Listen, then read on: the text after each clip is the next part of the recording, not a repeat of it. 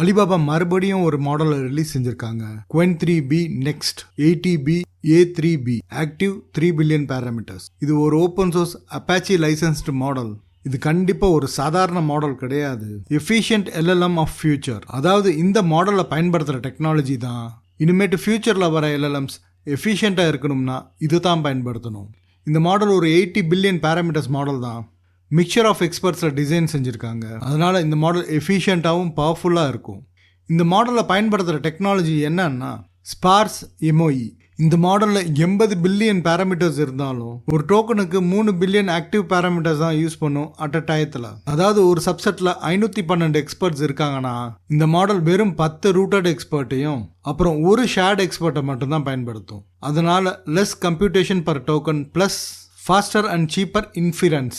அடுத்து இன்னொரு முக்கியமான டெக்னாலஜி இந்த மாடலில் என்னன்னா இந்த மாடலில் 2 டைப் ஆஃப் அட்டென்ஷன் பயன்படுத்துகிறாங்க. ஒன்று வந்து கேட்டட் டெல்டா நெட் அட்டென்ஷன்.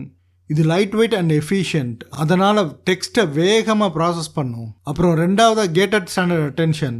இது ஹெவி அப்புறம் பவர் ரீசனிங்க்கு. இதனால் ஸ்பீட் இன்க்ரீஸ் ஆகும், அப்புறம் ரீசனிங் டெப்த்தும் இன்க்ரீஸ் ஆகும். அதனால் இந்த மாடலில் சில லேயர்ஸ் வேகமாக வேலை செய்யும், சில லேயர்ஸ் ஆழமாக யோசிக்கும். இந்த மாடலில் மல்டி டோக்கன் ப்ரெடிக்ஷனும் இருக்குது. இந்த மாடலோட எல்லா லிங்க்ஸையும் கமெண்ட்டில் பின் பண்ணுறேன், அதை பயன்படுத்தி பாருங்கள்.